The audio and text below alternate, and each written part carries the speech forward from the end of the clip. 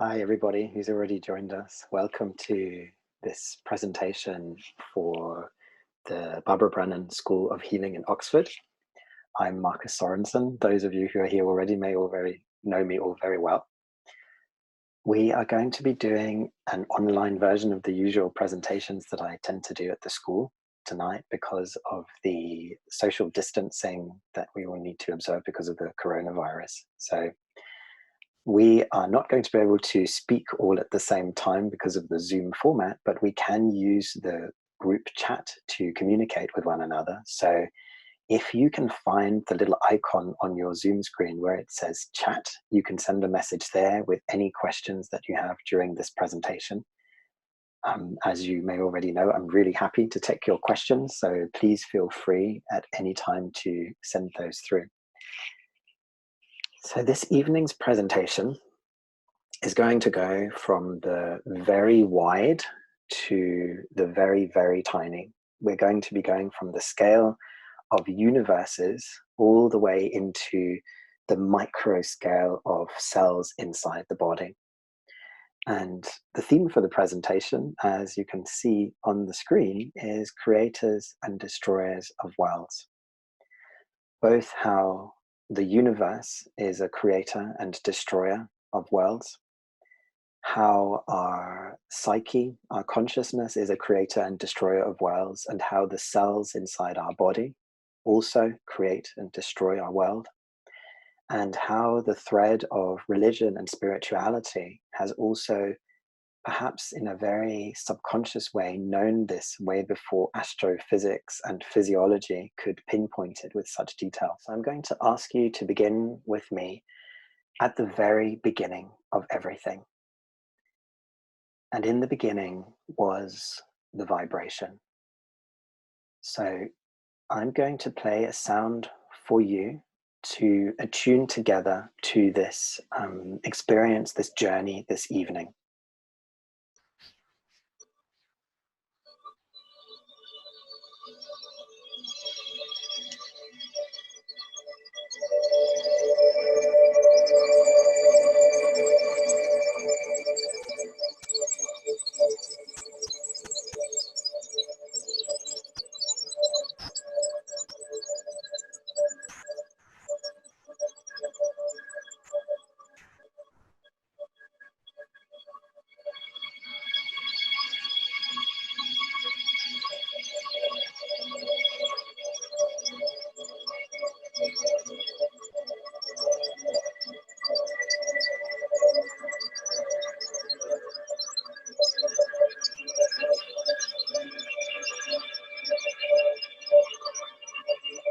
And from sound, from frequency, from vibration, all else began.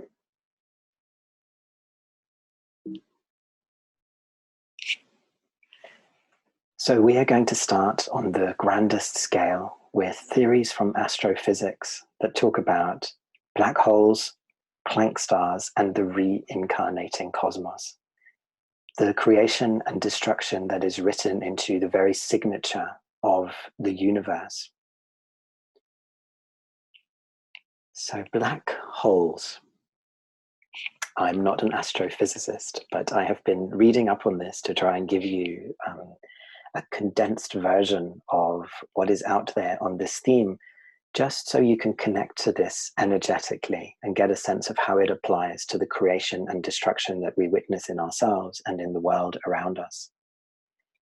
So a black hole is a place in space where gravity pulls so much that even light cannot get out. And the gravity is so strong because matter has been squeezed into a tiny space, says NASA.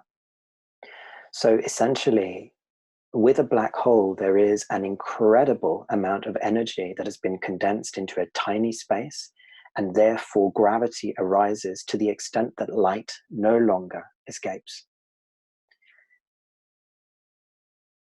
And there are some words that are useful to know around black holes. They sound incredibly cool, like straight out of a sci-fi film, but also feel into the energy of this as you hear these definitions. A black hole has an event horizon. and that is the outermost boundary. This is the point where the gravitational force overcomes the light's ability to escape the black hole's pull. So until light meets the event horizon of the black hole, it can still continue on its journey over light years. But when it meets that event horizon, the gravity of the black hole holds it prisoner and it can no longer escape. Curious to consider light as a prisoner of gravity. And then at the center of the black hole is something that's known as a gravitational singularity. Now, of course, these are theories because nobody has yet been inside a black hole to measure what happens in there. We wouldn't survive the journey there and back again because of the effect that it would have on our physical body. These are theories that have been made by astrophysicists such as Stephen Hawking, who made calculations based on observations that are available on the movement of the stars and the dark matter in the cosmos and so forth. So a gravitational singularity is this place in the center of the black hole where time-space curves infinitely. Feel into that for a moment. Time-space curves infinitely, and gravity and density are infinite. And we never see this directly because it's hidden behind the event horizon. These are concepts that the mind, which tends to function in a linear way, very much attached to time and spatial distribution, finds really hard to comprehend. So we begin on this scale to already appreciate that these phenomena that exist in space are already way beyond linear space-time understanding and comprehension, so that what's going to follow that may seem very surprising to a linear mind has already been a little bit prepared. So something that you might not have heard before, although event horizons and gravitational singularities may be words that you've heard, black holes actually shrink over time because of something called Hawking radiation. And somebody has just asked in the chat whether there could be a link with what Barbara Brannan calls the black velvet void and the infinity that's held in there. And I think you're on to something. So we're going to be returning to that. You may find connections between what I'm already beginning to share with you now and the multiple dimensions that Brannan healing science uses, and that are also known in other traditions, religious, spiritual traditions, and healing traditions, esoteric traditions. So Hawking radiation is something that happens just outside the edge of the black hole, this event horizon. And essentially, in the cosmos, there is constantly matter, particles of matter, and their opposite, which are called anti-particles, that are constantly popping in and out of existence. So what usually happens when a particle pops into existence somewhere in the cosmos is that its twin, the antiparticle, also appears nearby, and they negate one another, and so both disappear. The plus and the minus become nothing. However, when a particle appears at the edge of a black hole, the antiparticle may appear inside the black hole, just on the other side of the event horizon. And when that happens, this is very mind-boggling. The antiparticle is essentially subtracting mass from the black hole, because the antiparticle is already a minus. It's a non-matter, in fact, an antimatter. So when an antimatter appears inside something, it reduces the something. So Hawking radiation is this energy that is happening around the black hole, where particles are coming into existence and the black hole is getting smaller and smaller. So that may perhaps be news to some of you, that black holes do shrink over time naturally because of these particles and antiparticles that are appearing around its edges. And of course, you can tell by the name Hawking who this came from. But here we enter into a paradox, one of many. If every object in the universe is composed of particles, with unique quantum properties, even if that object is destroyed, the quantum information is never permanently deleted. And this is one of the basic tenets of quantum physics. Quantum information can never be permanently deleted. So the you that exists today has unique quantum properties. The way that you are, the way that the atoms of your body hold together, the experiences you go through and the impact it has on you. There is quantum information that is unique to you that pertains to your lived experience. And of course, this also gives us a link to when we have contact with people, with beings who are no longer in the physical. We are perhaps, well, we are very likely connecting to the unique quantum properties of that person if we knew them, or via an object that had this same quantum information entangled in it. So essentially, quantum information is never permanently deleted, even though an object in its physical form, the connections between the atoms that create the object, may come apart. Not so in the quantum field. So just let that sink in for a moment. The energy that you hold within you, that you put out there into the world, the signature of that is never lost.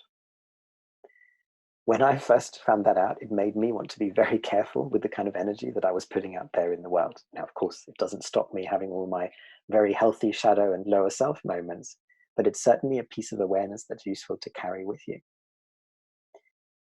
But what then happens if quantum information can never be permanently deleted? What happens if that goes into a black hole? And this is known in quantum physics as the black hole information paradox. This is where astrophysics and quantum physics overlap. So if information can never be destroyed and it goes inside a black hole, then what happens? We're going to come back to that because we need something else in this equation to make more sense of it. So I'm sure you've all heard of the Big Bang hypothesis, this idea that the universe arose from something that suddenly went bang, and then it became enormous, and the universe was created, and it's still expanding. This is a very well-known theory.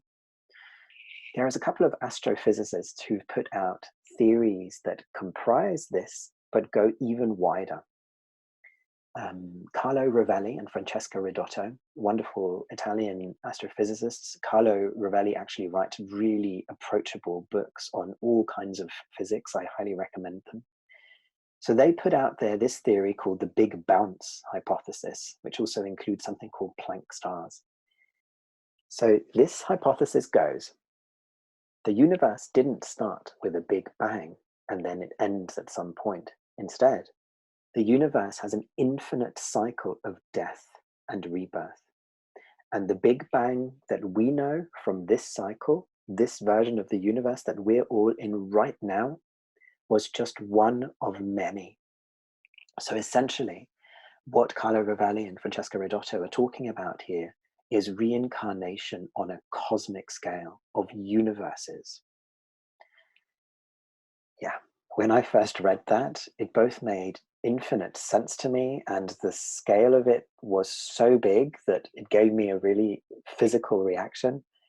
Does anything then matter if everything is recycled and arises again and again?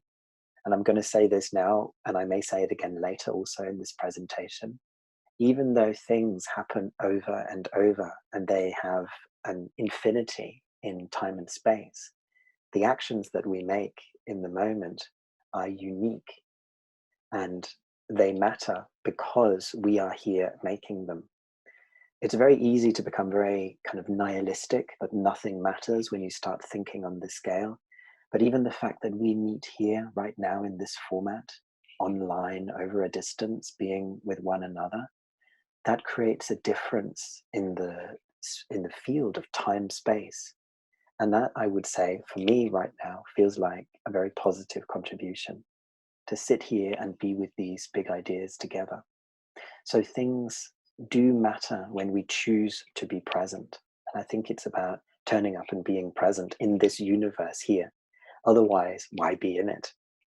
So let me show you how this then looks, this theory over time.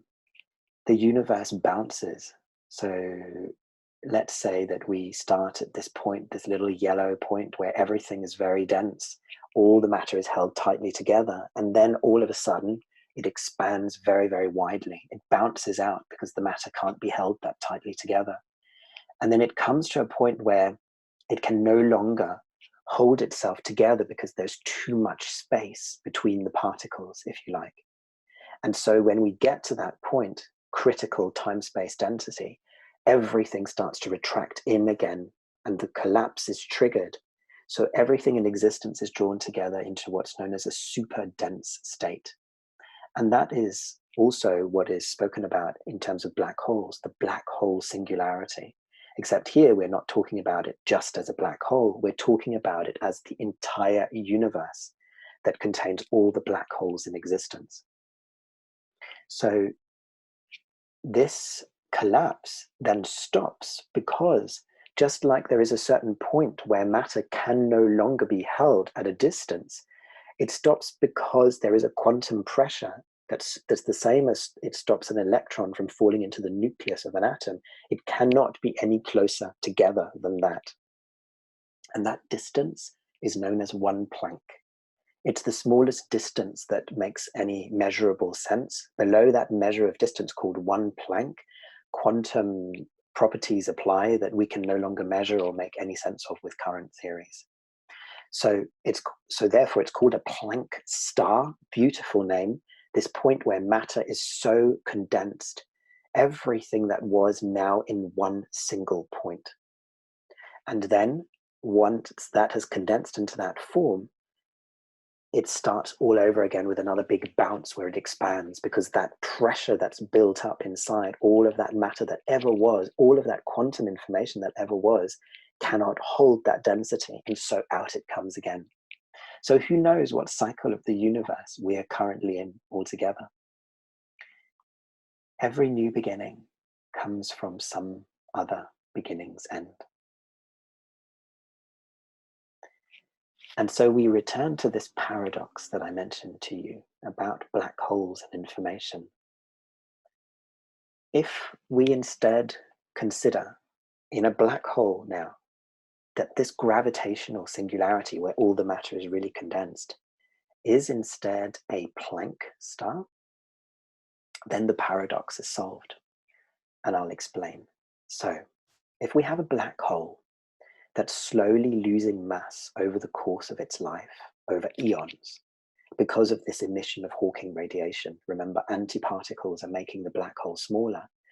And inside you have a Planck star that's expanding over time because more and more matter, more and more quantum information is absorbed inside the black hole. Then there comes a point where everything that was held inside that Planck star is expelled again.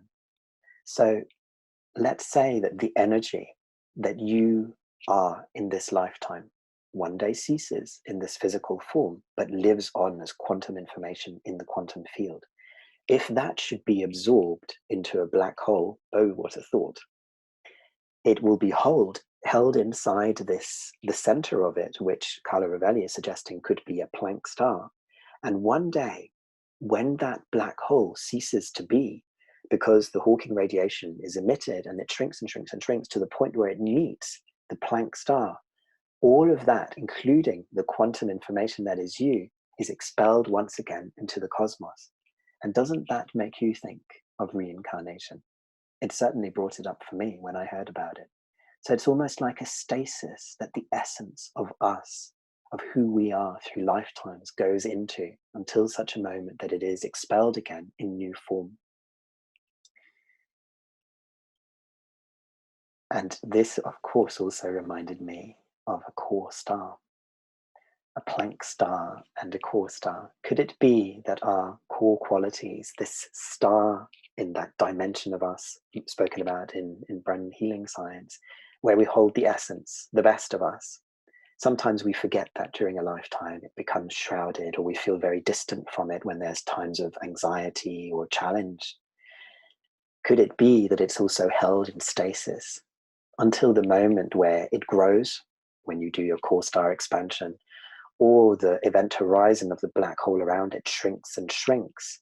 So the pressure around you, the wounding around you erodes over time, and suddenly all of that essence bursts into existence again.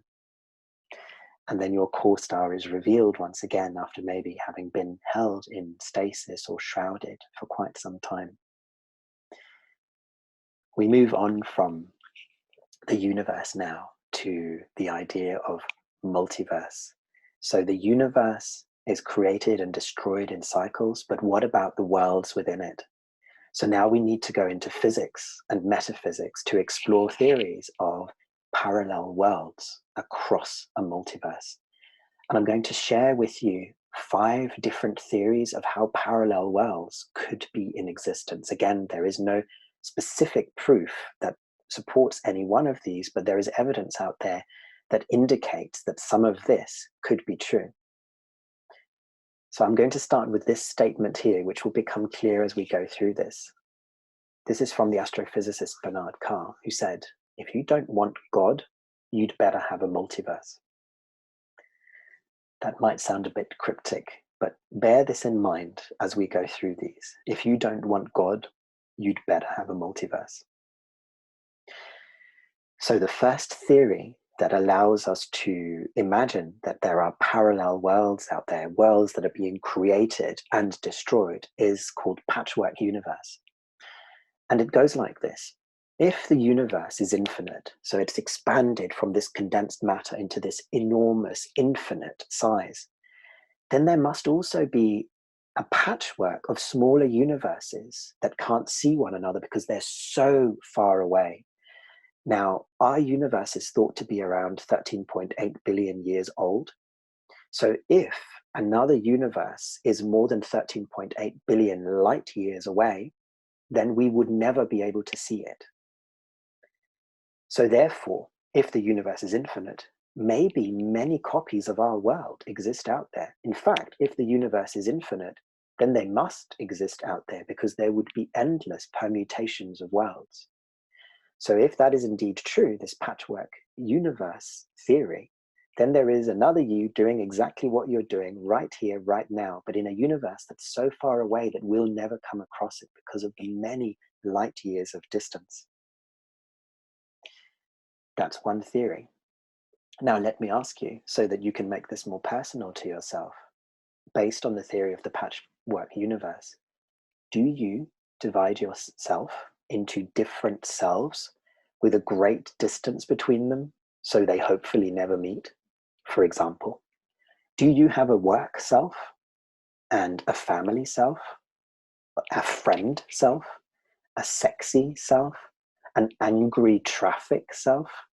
Different versions of yourselves that you deploy at different times with the intention of them not coming across one another?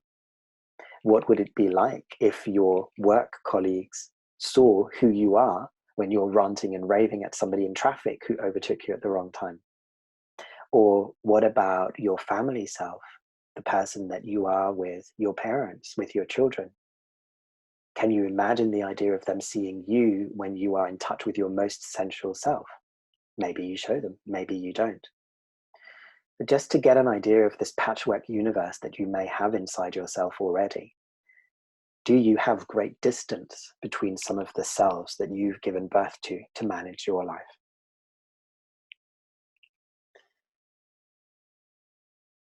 So I'm going to move to the next theory, called the inflationary multiverse. And we'll again see how this applies inside the experience of your life. So the inflation theory holds that there is a super fast expansion from a tiny point up to the cosmic scale, known as the Big Bang. And any little variations there were inside that tiny point to begin with, let's say in that tiny point there was a little bit more dense and another bit that was a bit more loose and whatever. When you suddenly blow that up to a cosmic scale, those same variations hold true. So you actually see this in the universe, in the cosmos as it is now. There are places that are more dense than others. Just look at where the constellations of the stars are and where the gaps are in between. And you can see that on a galactic scale as well. There are huge, huge areas of nothingness in the cosmos. And then there are small areas where there's lots of condensed activity. So this inflation in this theory happened because there was a kind of vacuum. Now, if you have a vacuum around something, then whatever is inside the vacuum will try to fill the space as much as possible. So if you have a vacuum and there's a tiny point with loads of energy inside it, that would suddenly expand to try and fill the vacuum. And this theory also says that that vacuum itself is expanding really fast. So essentially, according to this inflationary multiverse theory, there are infinitely many other bubble universes just like ours that can appear within this vacuum, but they're moving away as they're popping up so fast that we can never reach them because they're trying also to go towards the edges of that vacuum to fill it. So according to this theory, again, there's an infinity of universes popping up. So there could be another me speaking to another you in this format right now, but it's in another universe that's fleeting so fast away from this one inside that vacuum that we'll never come across it. We'll never be able to measure it. Now, the UK has something called an astronomer royal. It's somebody who's appointed for many years to hold a position because they're really preeminent in their position, in their knowledge. And so Martin Rees is the UK astronomer royal at this time. And he said that this inflationary multiverse theory is actually the fourth downgrade of our status in the heavens. So I'll explain. Originally, there was something called the Copernican revolution. Copernicus was one of the original astronomers, a very learned man in the Middle Ages. And he held that the Earth is just one planet among others. And when that was first discovered, it was truly mind-boggling, because at that point in time, we really thought as humanity that we were the center of the universe. So he discovered that there are other planets like the Earth. And it's not just that this Earth is the center of the universe, not at all. It's in fact that the Earth and these other planets are turning around the sun. Then it was discovered that our sun, this was the second Copernican revolution, isn't the only star, but just one star of many in our galaxies, and other stars also have other planets. Filled people with humility when that was discovered. And then it was discovered as a third downgrade of our status that actually our whole galaxy is one of countless galaxies in a universe that's continuing to expand. And what these parallel world theories are now bringing in, including Carlo Rovelli's theory around the Big Bounce hypothesis, is that perhaps our universe is simply one of a crowd of universes. So when you have a day where you feel like you are the center of the Earth, this stuff is useful to remember. Other than there could also be many other yous in parallel universes at that time who feel like they are the center of that universe also. So let's see how this theory matches what you might do with your life. Are you somebody who creates new selves whenever there's a gap or an unknown role to play? For example, in these very unusual times that we're living in right now, do you have a coronavirus self? Is there a you that you're creating to deal with this situation and everything that entails for you, your life, your work, your loved ones? Is there a new you that's emerging here to fill this gap that wasn't there before? Are you creating a stuck at home self, different to who you normally are when you have freedom of movement? If you're in one of the many countries right now that's got a kind of lockdown social distancing going on to try and save as many people as possible from the coronavirus? Is there a you that you're creating to accommodate this situation? And even right now in this moment, we are meeting in this way for the first time instead of being across from one another in a physical space. Do you have a Zoom participant self? I can notice that my Zoom host self is certainly different to my normal presenter self. Normally I would be speaking with you and taking your questions and reading your faces live in the room. And here I am pretty much talking to the screen and just hoping that you are out there and not all asleep as you're listening. And if you are, of course, that's also fine. But I can feel that my Zoom host self is one that I'm having to create as I'm going along, different to how I would normally be with you. So The next theory of parallel universes, cosmic natural selection. This is quite a charming theory, actually. It's the idea that whole universes might reproduce and evolve just like living things do. And there's something about that that makes profound sense to me. It's a universe contains so many living conscious things. Why wouldn't the universe itself also be reproducing and evolving like living conscious things?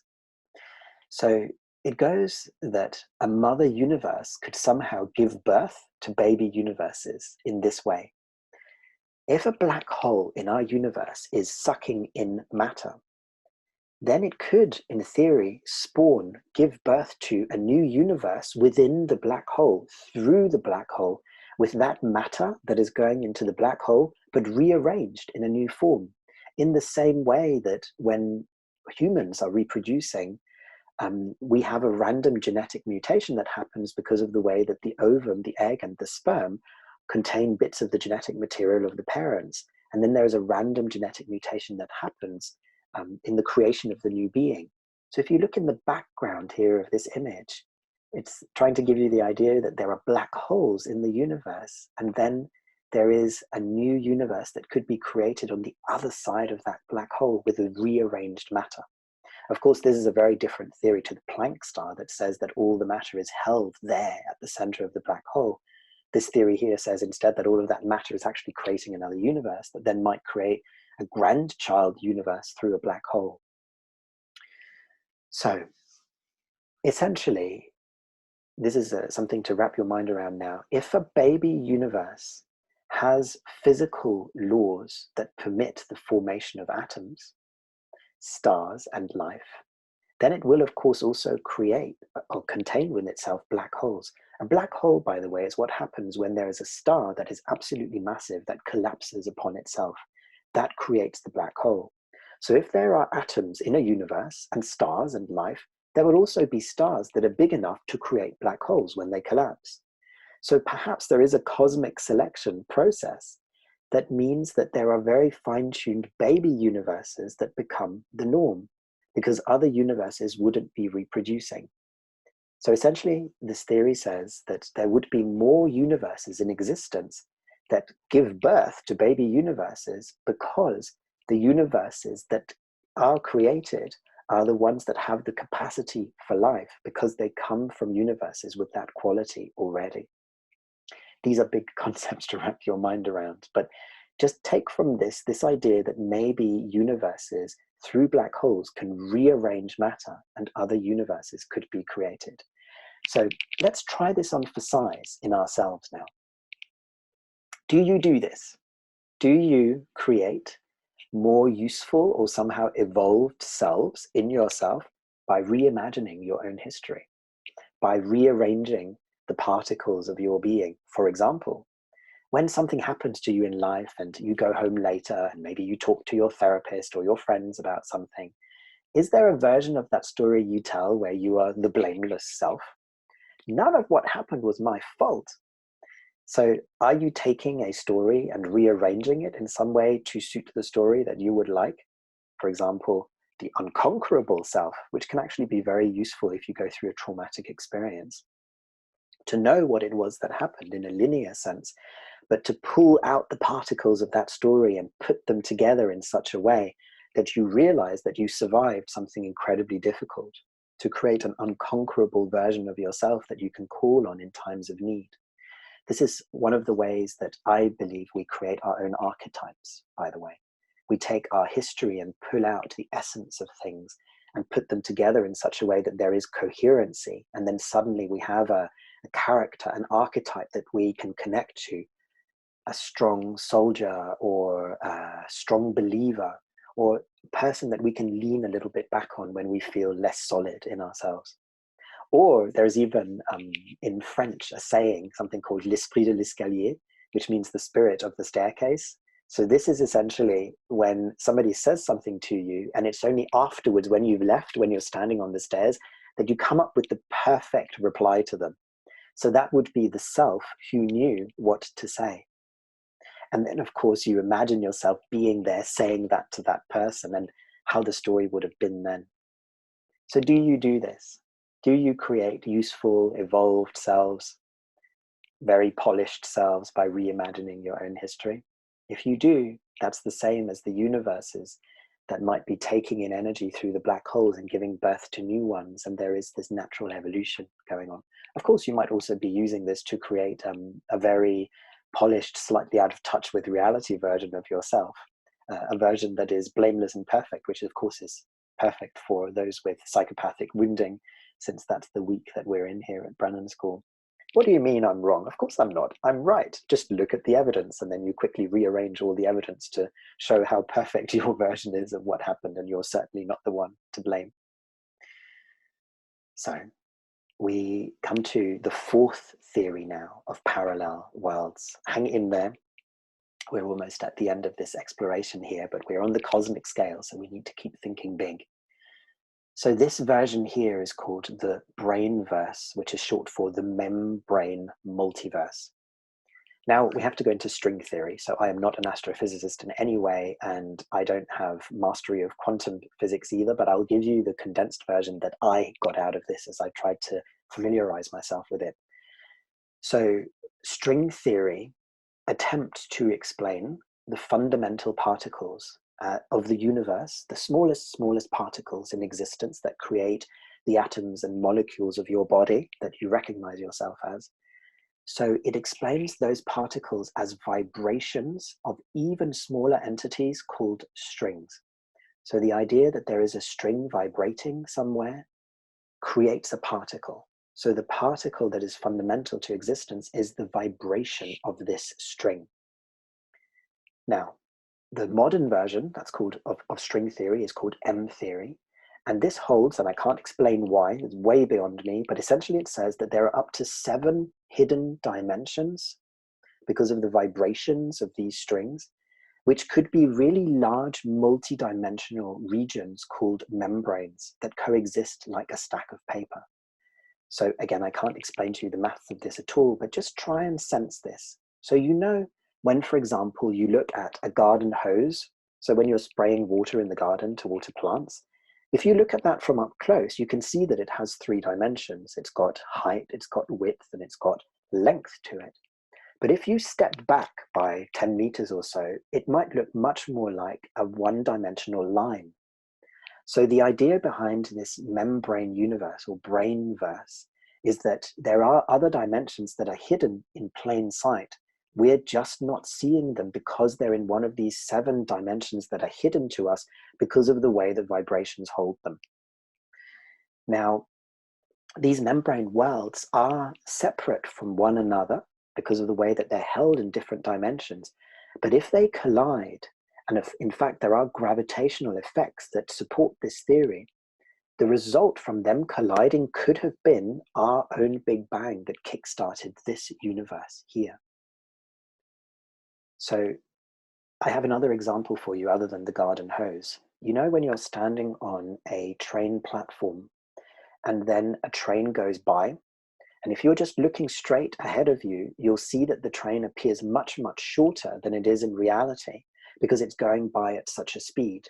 And yet, there you are observing this train that's shortened because of the huge speed that it's moving at. Inside that train, there's a whole universe going on. People sitting and standing and moving around at normal speed, pouring their cups of tea if you're in England. And that universe obeys completely normal physics rules. But the way you observed it was much, much condensed. Now imagine that some of these universes here, these worlds inside a multiverse, are happening at such a speed that we're not perceiving them, yet normal laws of physics apply inside them. Quite mind-boggling. Let's see if this is something that you do. Do you have hidden selves that coexist within the same space? For example, have you got a self that can both love and hate somebody or something at the same time? Do you have a self that is very righteous, that does the right thing, but that also contains a sinner? Many of us have this. We have a self that knows what the right ethical thing is to do, and yet at the same time, we also contravene those very same moral principles, and we somehow try to reconcile that. and they live in the same being, in the same space. You could say it's a little bit like the shadow self. The shadow coexists in the same space as your normal life, and yet you may not be seeing it. In fact, it's the very definition of shadow, that it lives in your unaware space. Do you have a double or triple agent self where you both believe in something, but you try to kind of sabotage it? There is a relationship that you're in, and at the same time, you're not quite sure. You've got one foot in and one foot out, but at the same time, you kind of want to be in there anyway, and you're doing that all within the same space of the relationship. That's how this brainverse functions. All these separate identities existing in the same space. And then the final theory for our parallel world segment here, the quantum multiverse. Now, I've actually presented these theories to you in order of likelihood according to quantum physics. But this quantum multiverse one here, strangely enough, although it's the one that perhaps has the least evidence towards it, is the one that for me makes most sense somehow, although there are lots of charming things about the other ones and I can relate to them. So let me explain. Quantum mechanics treats particles like waves. So normally a particle is something that is a piece of physical matter, but in quantum mechanics, it's considered to be like a wave. And that allows this particle to exist in several states at once. That's kind of the very basics of quantum physics, that something has multiple states at the same time. And that's known as superposition. So it can both be particle and wave at the same time. So whenever we measure or observe an object, that superposition where it's both particle and wave is destroyed, or you could say that the wave function is collapsed, and then suddenly the particle is there. So that observation is forcing the object to choose a set state. But nobody really knows why or how that's happening, but it's been observed over and over. You can look these experiments up where they're kind of shooting light through different slits in a screen, and there is a wave formation that is shown on the screen that is projected. So somehow observation fixes the potential of something into a set state. So the quantum multiverse theory says that in a superimposed universe, every time you make a choice, there is a universe that spins off where you made it in one direction, and another universe that spins off in the other direction with the other choice that you could have made. So right now, there would be, according to quantum multiverse theory, a you that is here right now with me, observing this, learning about this, and there is the you that chose to go outside instead and not be here right now for this live broadcast. And both of those exist in quantum multiverse theory. So this becomes very, very expansive very quickly, and you can really lose your sense of current self in that. If every choice you're making spins off another version of the universe, as that has happened since the beginning of your life, and not just since the beginning of your life, but since the beginning of time in this universe, that is truly an infinity of other universes that are out there. Now, as mind-boggling as it is, this is something that I find very useful to work with from a therapy and healing perspective. When there are multiple options that present themselves in front of us, you can sometimes get a sense of which one your energy or energy in general is being more pulled towards. Is it the option over here where you could go and do such and such? Or can you feel that energy is running more like a stream towards another option? And this is not a conscious decision-making process. This is not a logical analysis. It's just more, where is energy moving? And then following that. You could say in a way, where is it that the higher will is moving things? And then you can try and go down another road and really push your personal will to go down another universe road. But at some point, this waveform will collapse and you'll be back in the one that most energy moved into. So you could say all possibilities are encoded in the wave function. When the decision is there that hasn't been made, everything is possible. But there is a way that energy is moving, and the more people are making that decision, the more people are connecting consciously, the more one version gets fixed in the quantum multiverse. And there are very fascinating experiments that are also being done with universal consciousness. Many people who are meditating at the same time, these are measurable effects that changes vibration. For example, the vibration that the Earth's magnetic field is making changes based on phenomena of collective consciousness. So when many people align their consciousness in a certain way of the universe, that has demonstrable effects in the, let's say, the version of the quantum multiverse that's carried forward. So let's see whether you can do this now. So I'm going to invite you to a little experiential here where you'll be holding multiple space-time points at the same time. So just for a moment, just connect with the you that didn't come to this lecture. The you that's doing something else right now other than being here. There must have been a moment where you chose to type in the meeting room for this and turn up here. The you that opened your computer or whatever device you're using to access this. There was a moment where you chose, I'm now going to engage. So if you go to that moment, there is another in the quantum multiverse theory. There is another you that is not here right now doing something else. Connect with that self in that other version of the universe. And try to hold both at the same time. The you that isn't here doing something else because coming here wasn't what you chose. I take no offense. Whatever that self might be doing.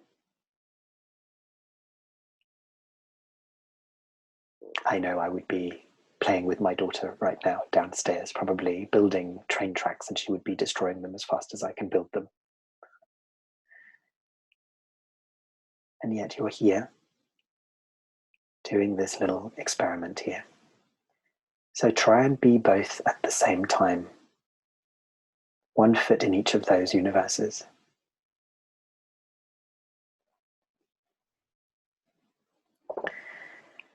And I invite you, once you've done this, to write a few words about that in the group chat, if you can, so that we become your witness observers of you being in both of those quantum multiverses at the same time. So we are creating yet a third version of the quantum multiverse here, where you are being observed holding both of those.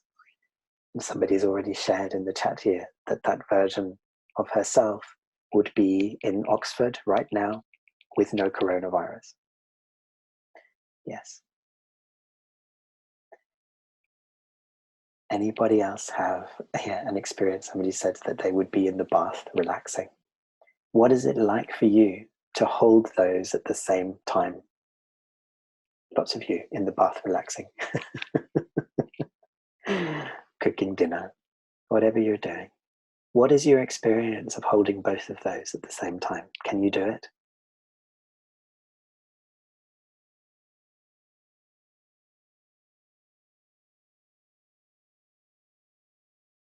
One foot in both of those worlds.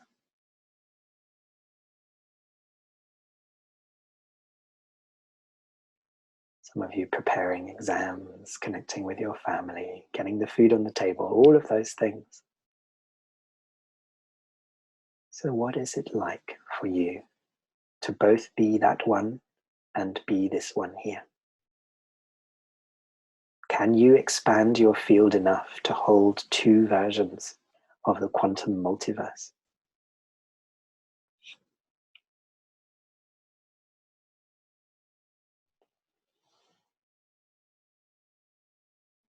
And somebody says holding both opens up like eternity unfolds. Beautiful. Yeah.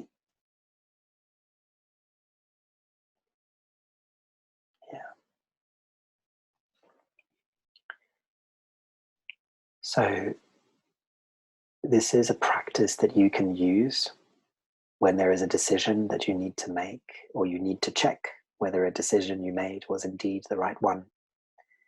Connect with both of you and feel what energy is there. How can you harvest this?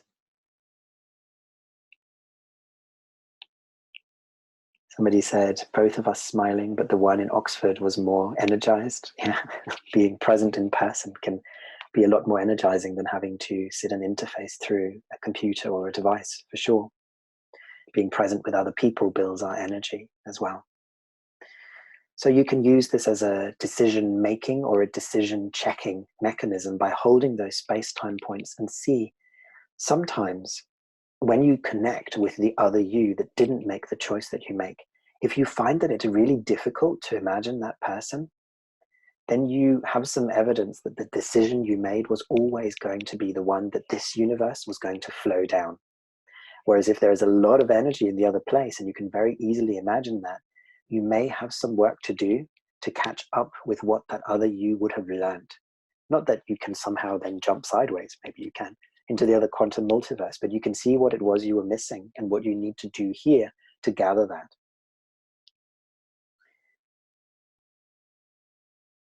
Other people are sharing there's a feeling of imprecise or a feeling of being spacious. Yeah. It creates a certain blur when you do this because you're no longer in the same time stream space as you're used to being in. Someone's saying it can create more versions of themselves if they're both playing cards with somebody and being themselves there. More version of yourself, more richness. Who stops you from doing this? Certainly not the universe. And I just want to point out something to you. It actually takes a quantum brain to hold two mutually exclusive ideas at the same time, which is what you're doing right now. You are holding both the you that's here and the you that didn't make this choice. So there is a very interesting theory. It doesn't have any proof at the moment, but could it be that our brain and our consciousness actually are based on quantum mechanics? Because we have this unique ability to hold a yes and a no, a paradox in us at the same time, the present and the self that isn't here. So some food for thought. I give you one more experience of this before we move on. We're going to do this through time now. So take a moment to connect with your 8-year-old self. Remember who you were at 8. How did life force run through you at the age of 8? How did you move and speak at the age of 8? Or more or less that kind of age? Just let that come into your body, that memory of being 8. How you envisaged the world at 8. How you behaved, what you felt.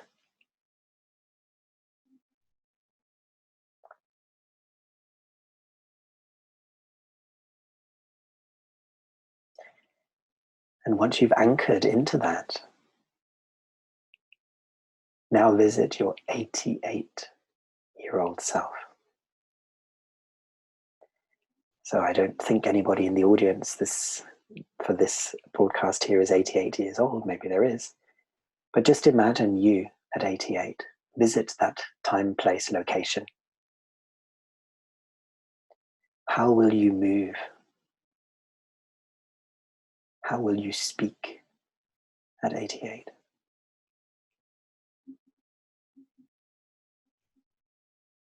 How will you be perceiving of the world and react to the world at 88 years old?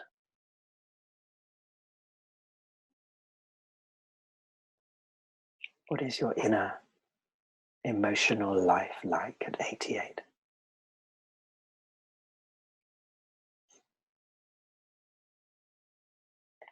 What do you wish and hope for at 88? What matters to you? Once you have, let's say, the quantum information of 88 here, located in time-space, feel both of those at the same time. Feel your 8-year-old and your 88-year-old at the same time. You are the being that holds both of those.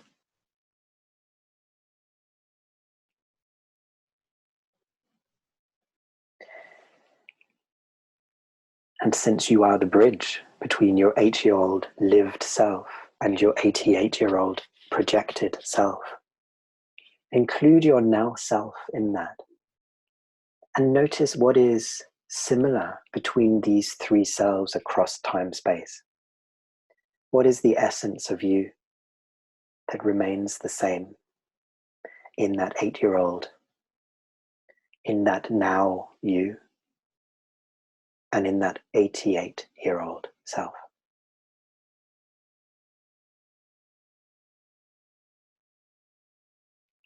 And I'm sure the differences won't be that difficult to identify either.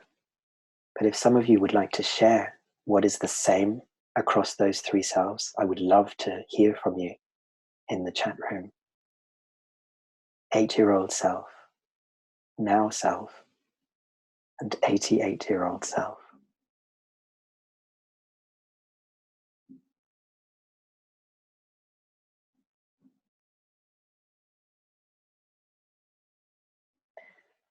I know in myself, as I feel into that there is a sense of wonder at life, a sense of wonderment, a kind of observation within that wonder. Some of you are sharing there is a sense of stability and joy in you across time. Beautiful.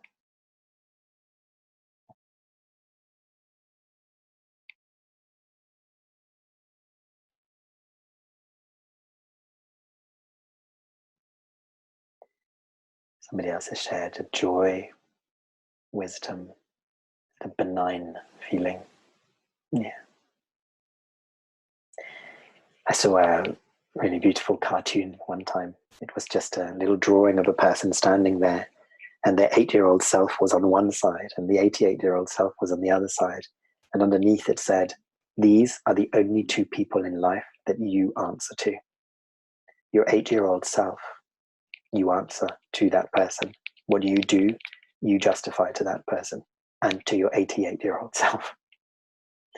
Some of you are sharing there's an intention for living, feeling supported, an urge to play. Very true to form. Running, love and fun. So I would propose to you that these wonderful things that you're writing down now, this consistency in yourself across time, hope someone has shared as well. Maybe this is part of your core essence.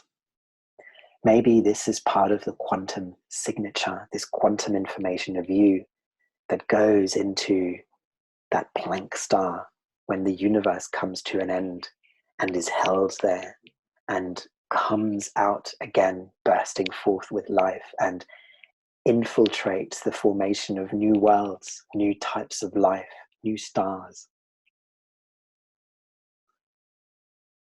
Yeah. Life pulse, organ energy and joy. Wonderful. Thank you for sharing all that. Now you know a little bit more about your core essence, were you ever in doubt. So I'm going to move on, because now we have gone from the macro scale of universes into multiple parallel worlds, now into the micro scale inside the body. From many cells across universes into many cells in the body. And for this, we need to visit the natural processes in biology and physiology, and one in particular called apoptosis, which reminds us that death is a part of life. Creation and destruction is part of the same. So just take a look at this hand here on the screen. What do you notice? Can you see that there is something a little bit different between two of those fingers? Can you see here that there is what's called webbing, skin that is connecting these two fingers higher up than the other fingers? So if you were to look at your own hand, most of you probably don't have this. It's unusual, but some of you might have this between some of your fingers or indeed between your toes. You all had that. We all had that at certain points of our evolution during our development in the womb. It's because of apoptosis that most of us don't have that anymore. So apoptosis is the death of cells that occurs as a normal and controlled part of an organism's growth or development. It's just as natural as a cell division, mitosis, which is how we grow in size. It's how we rejuvenate. Our cells keep dividing so that we can repair, we can continue functioning. So we all had webbing when our fingers were originally created from little somites. And then it was because of the death of those cells, those skin cells in between the fingers, that we can now do this.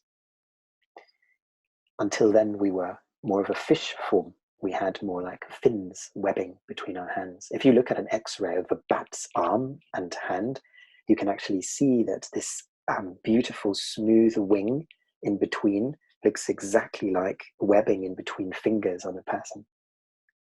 So I'll give you some more examples of this beyond just the formation of fingers and toes that require the removal of tissue. The brain. Your brain, to function properly, needs to actually lose neuronal connections between them. Otherwise, you stay in a quite dysfunctional early state of brain development. And you can actually see this in kids who have certain types of conduct disorder, that there is a lot of tissue, a lot of neural tissue in the front part of the brain, where this process of pruning, as it's called, neuronal pruning, hasn't happened to the required extent. So to create proper synapses between neurons, surplus cells do have to be eliminated. It's because of that that you can think in the way and regulate yourself in the way that you do now. For women who are of a reproductive age, also when there is the monthly menstruation, that's also because there is a layer of cells that dies that allows for the endometrium to detach and come loose and be expelled. Otherwise, that would just build up and up and up if it wasn't for apoptosis releasing it. And in these times of coronavirus, we need to also talk about the immune system. Cancerous cells in the body require a process of apoptosis. We all have little cancerous cells all the time, but it's because they apoptose, are killed by other cells, that they don't grow into tumors most of the time in most of us. So the elimination of cancerous cells, or indeed T cells, which are part of the immune system that protects us, natural killer cells are the other ones, if they are not killed, that can be the beginning of an autoimmune attack. So I just want to make a brief bracket right now to tell you about coronavirus. So the coronavirus enters through the moist membranes of the face, predominantly through the eyes, through the nose, and through the mouth, and it makes its way into the cells, the lining of the throat. And that's why people begin to have this dry cough as the cells are being attacked by the virus. The virus goes inside the nucleus of the cell and starts to replicate. And at a certain point, there are so many copies of the virus inside the cell that the cell is lysed or explodes. And that's what creates this irritation, this dry cough in the throat, because cells are dying. Now, the immune system begins to mount an attack on this because the dying cells send out a signal that they are in distress. The virus has made so many copies of itself that it continues its journey down into the lungs and into the very end of the lungs, through the bronchi, the bronchioles, and into the alveolar sacs. These are tiny little air sacs at the very end. And when they attack there, the immune system has a very large response. But what happens also with the coronavirus is that it can infect T cells. And T cells are a part of the immune system that call forth a lot of other helpers from the immune system. So what you get that creates one of the main problems with coronavirus, the long-term negative effects, is that these immune cells that are trying to help by destroying the virus are actually creating an exaggerated immune system response. So now immune cells are coming and attacking both infected cells in the airways, but also healthy cells. And what happens when you're attacked, when there is damage to the organism, scar tissue forms. So now the virus, because the immune system is attacking a much larger area than needed, is resulting in the formation of scar tissue because healthy tissue is dying. And so what's being seen now is that people who have had a severe experience of coronavirus, not just the moderate one with a fever and a cough, but a severe one where they were in some respiratory distress, they end up with what's called fibrosis in the lungs, which is a buildup of scar tissue because both infected and healthy tissue was attacked and destroyed by T cells and other components of the immune system of the host. So it's actually our immune system that is creating some of the very distressing consequences of coronavirus infection. And people who are being released because they've recovered from coronavirus are seen to have reduced lung function, maybe by 20, 30, 40% because of the fibrosis that can be seen on scans of their lungs. So I'm sharing this with you because it's important to know about apoptosis. If our immune system was apoptosing these T cells and other immune components a little bit sooner, there wouldn't be such a response. What can we do about that? We can try to reduce the stress response in our system while we're going through these challenging times. When we have a heightened stress response in our system, our immune system is more alert, and we're much more likely to have an overblown response to something that would be a calmer response if we were in a less stressed or distressed situation. So one of the best things that you can do, along with keeping your distance and observing really good hand washing, hygiene, and making sure you're not touching your face, is to make sure that you are lowering your stress levels whenever possible. Take good care of yourself so that you're not on ultimate alert the whole time, because otherwise your immune system will overdo its job, and that's part of what leads to the long-lasting damage from the people who've recovered from coronavirus. So in the spirit of apoptosis, I have to release this slide now and move on. I just want to give you an experiential of apoptosis in the body. So to do this, we'll do this all together. You have red blood cells that are formed all the time in the body. That's called erythropoiesis. And they are formed from stem cells that live inside your bone marrow, predominantly in the flat bones of your body. So the flat bones include the sternum here in the chest, and also your hip bones. So they are being created all the time, but because you can't have an infinity of red blood cells, or your blood would be so thick that it can't flow through your veins and arteries, they also need to be filtered out. And it's generally after 120 days that a red blood cell has deteriorated to the point where apoptosis is needed. And they get then filtered out in the spleen, which sits just here above and next to the stomach on this side, sort of behind here, and the liver, which sits on the right-hand side underneath the rib cage. So what I would like you to do is place one hand on a flat bone of your body. It can either be your sternum or the hip. Maybe the hip is easier because you don't have a huge chakra sitting there on the side of your hip, okay? So find your hip bone. You should be able to feel it through the skin of your stomach on the side. So find the protrusions of the hip bone and place your hand there. That's a place where there is a lot of red bone marrow, where new blood cells are being made to the tune of 2 million every second. Place your other hand on your liver. So that's this place on the right-hand side of your body underneath your ribs. So if you go to your rib cage, the center, and then to the side, it's here. So you should have your hands more or less in this configuration, one here on the hip bone and one here on the liver. Tune into this energy now. We'll do this together. Your one hand is feeling the energy of red blood cells pouring into existence like a red river of life from the red bone marrow. Stem cells dividing like little waterfalls of red blood cells. Deep inside the bone, life. Being born to carry oxygen around your body, to keep this whole organism that is you alive. Notice what that energy feels like. 2 million red blood cells a second pouring into life here, below your one hand.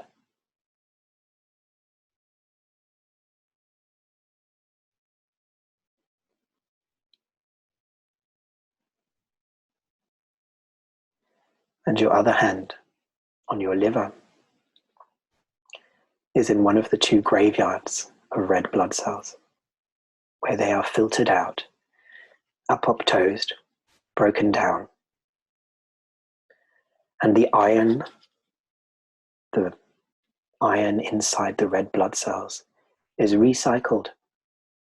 It's taken up by the liver and made available for the formation of new red blood cells. So the red blood cells that are being born there in your hip bone carry the energetic imprint of the red blood cells that went before them.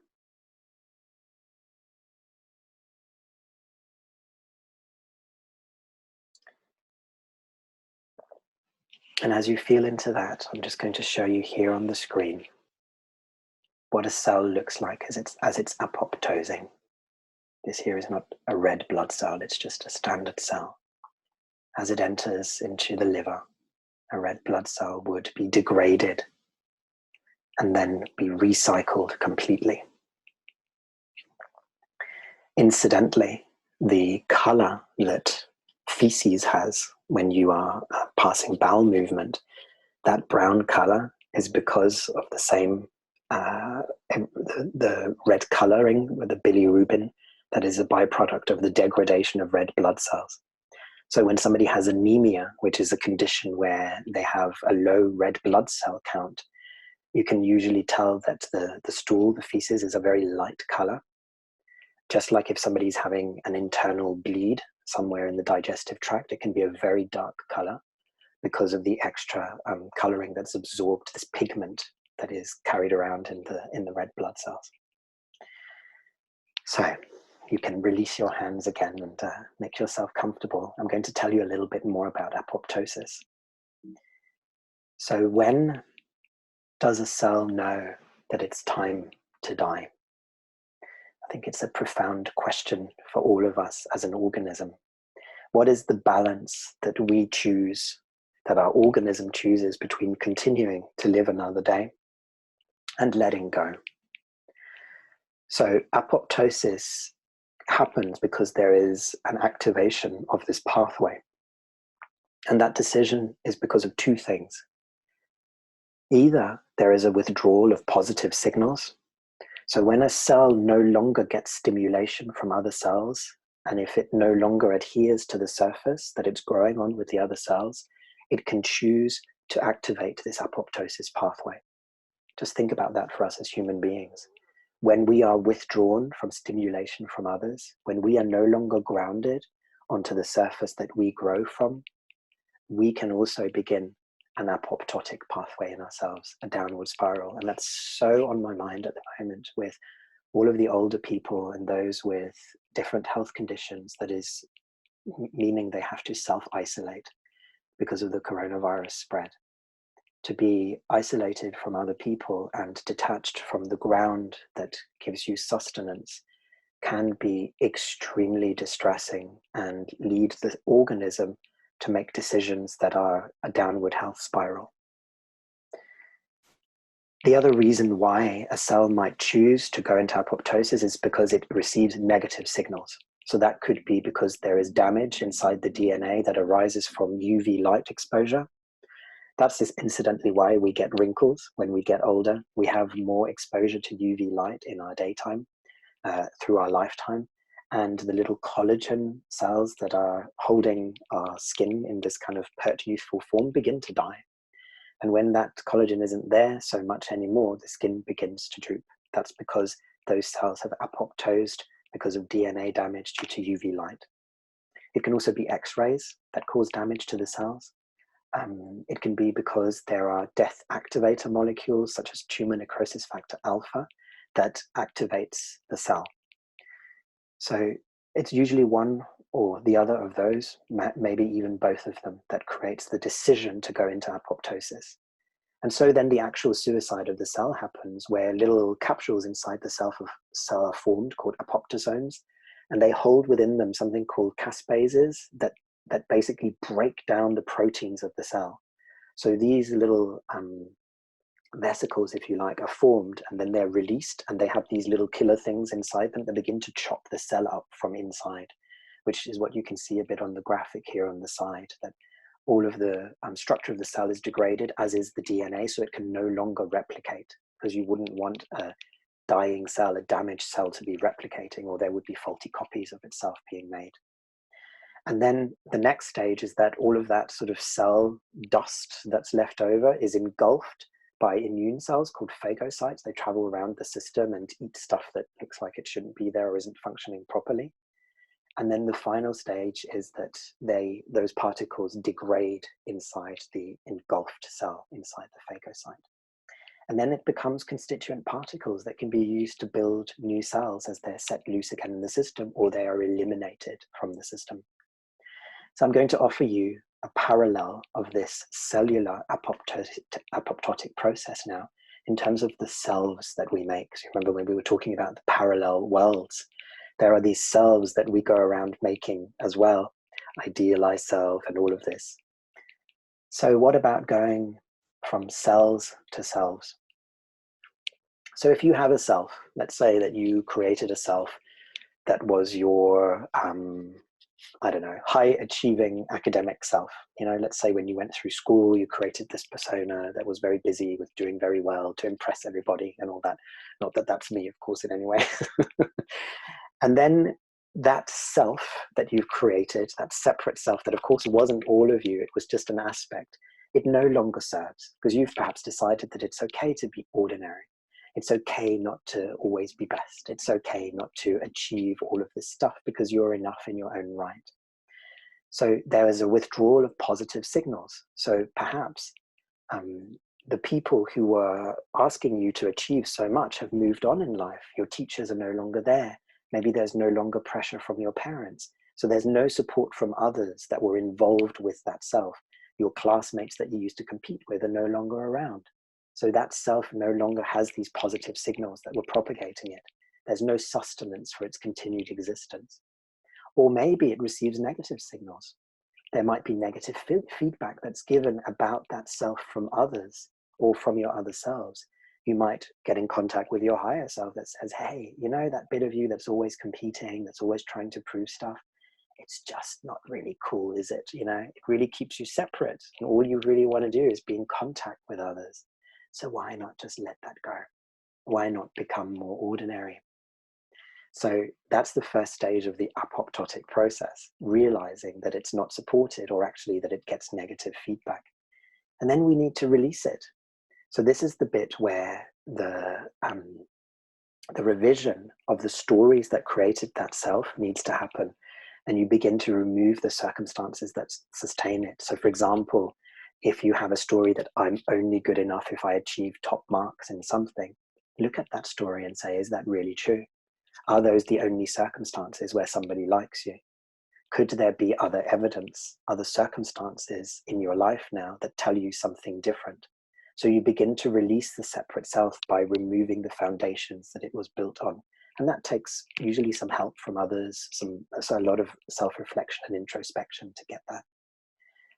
And then it's about integrating. So this is when it's a cell, this is now where the phagocyte comes and eats it, right? So now for the self, it's about integrating that separate self's experiences into the wholeness of you, recognizing how much that self was in service. You can say, goodness me, that high achieving self taught me so much. It's because of that that I know what I know now. And I'm really grateful to that, so that I can share this in this form with you.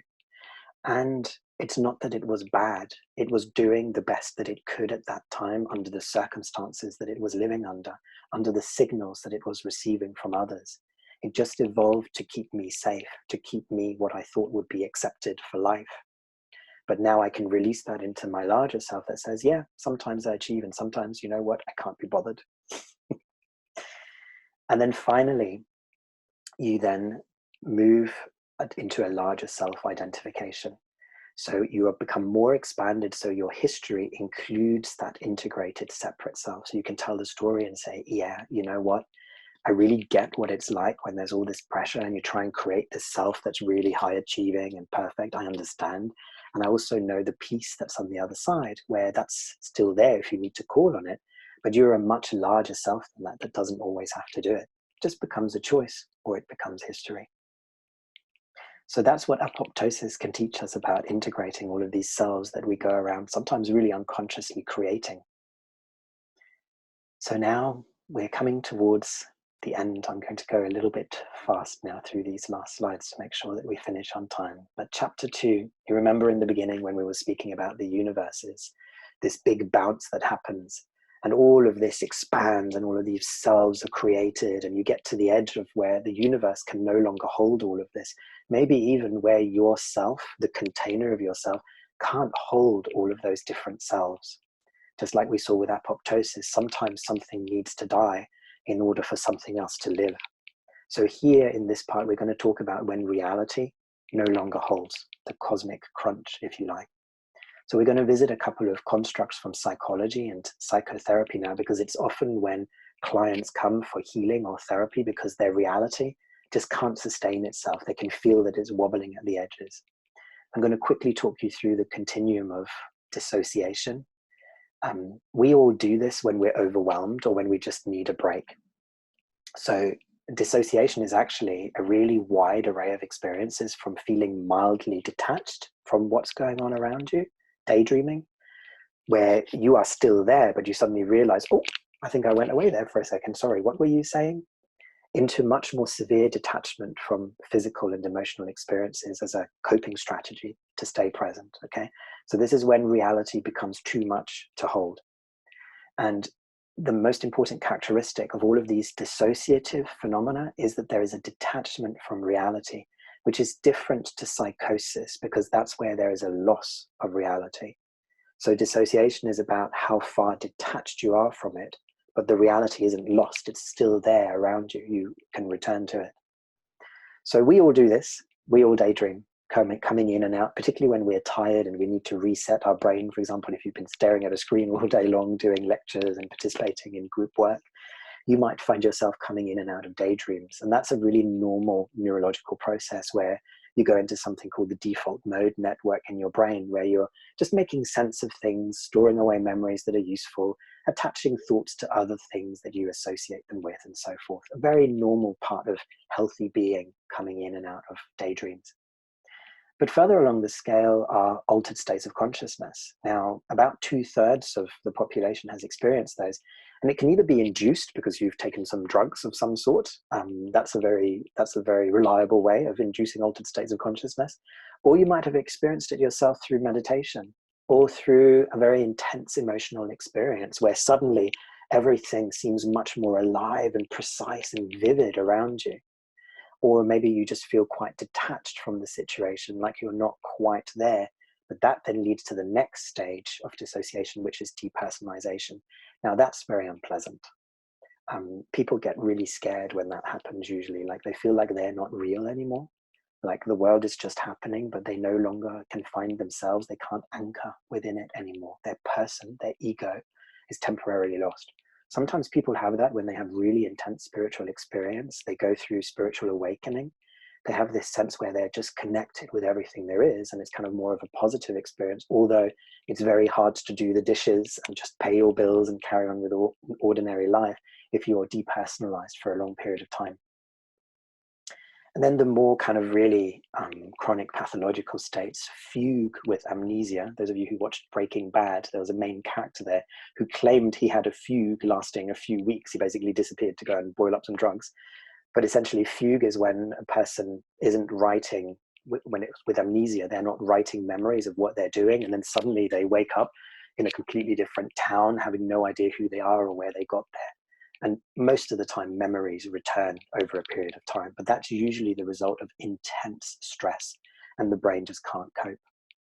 And then it goes all the way through to dissociative identity disorder, where there are alters, other aspects of the person that are living as other selves that may be in contact with one another or maybe not. That's more rare, and that's kind of on the more serious end of dissociation, and not something that most people experience in their lifetime. Just because you have a self that you use in one place, you know, these different selves we were talking about earlier with the parallel universes, you have a work self and a family self, doesn't mean that it's dissociative identity disorder, because you still have a consistent place that you stand on, that you're expressing yourself from. So that's a whole other lecture that maybe we can do another time. But here we're just talking about what happens when those selves that we hold begin to be too different for us to allow them at the same time. For example, how long can you really live with just pretending that you are your idealized self? Just pretending that you're a great healer or therapist that never makes any mistakes, with mounting evidence that you're also quite an ordinary person that makes mistakes? How long can you pretend that you don't have a shadow self, but you're everything but that? How long can you allow your shadow self to live unchecked without connection to the rest of you? How long can you keep that universe separate from the rest of you without paying a very heavy penalty for it? What about your cosmic self?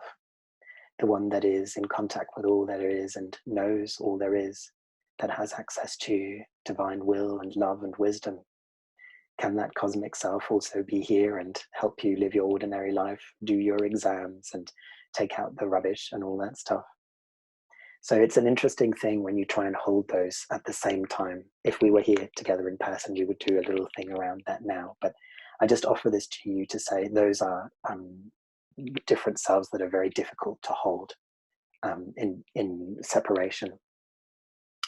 So we're almost coming to the end of the time that we have together, but I want to offer you one last thing from philosophy, which is about panpsychism. So this is the idea that the fundamental entities of nature, the particles, the fields, and space-time itself possess consciousness. So pan means everywhere, everything, and psychism, psyche, is about the mind, about consciousness, about spirit within it. And there are two different forms of this panpsychism movement within philosophy. The first one is called constitutive panpsychism, which says that the same relation holds between the macro physical properties, as in when you look at the way that constellations, galaxies are laid out, and you find those same properties within the micro physical ones. So the way that, for example, cream is distributed in coffee when you stir it can very easily look like the shape of a galaxy.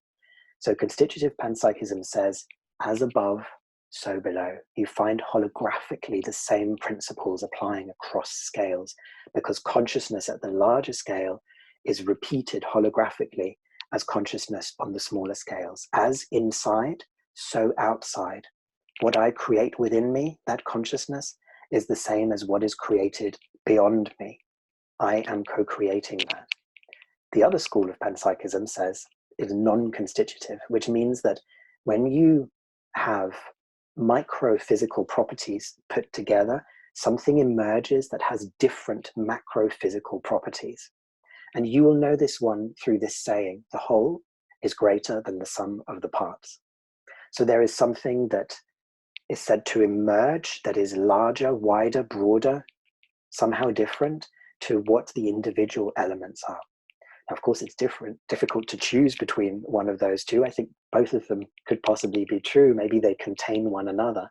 It's philosophy, after all. So it's just ways of approaching problems and looking at things. But I offer this to you at this time as something to think about as we're going through what seems to be a very challenging times beyond us. But if you look at that from the perspective of panpsychism, then you would have to say that the coronavirus also has consciousness. And if coronavirus has consciousness, then somewhere within us, that same consciousness exists. Maybe the consciousness that wants to replicate, take our space, stay alive, until such a time that apoptosis comes and it's time to experience both the creation and the destruction. So this is not to try and give you finite answers about things, but to try and help you to see that although these are very intense times that we are living through together, the whole universe goes through cycles of creation and destruction. So do our many selves that we create inside. So do the cells inside our being to allow for new life to continue. I want to show you one last little animation here.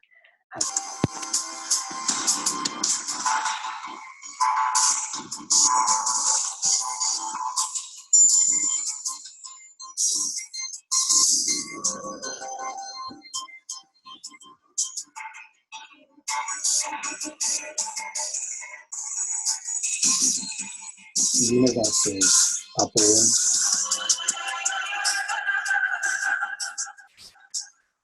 and universes end.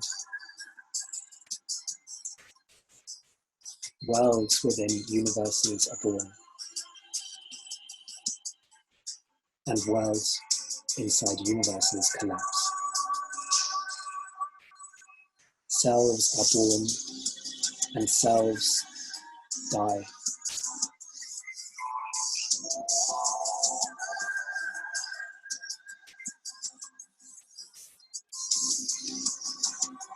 Physical cells are born and die.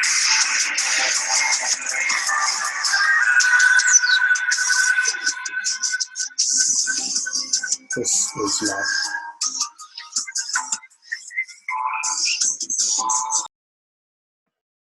The world is now too dangerous and too beautiful for anything but love. May your eyes be so blessed you see God in everyone. May your ears so you hear the cry of the poor. May your hands be so blessed that everything you touch is sacrament. Your lips so you speak nothing but the truth with love. May your feet be so blessed you run to those who need you. And may your heart be so opened, so set on fire, that your love changes everything. And that is from the Black Rock Prayer Book. And with that, I wish you all health and joy and creation and destruction and trust therein.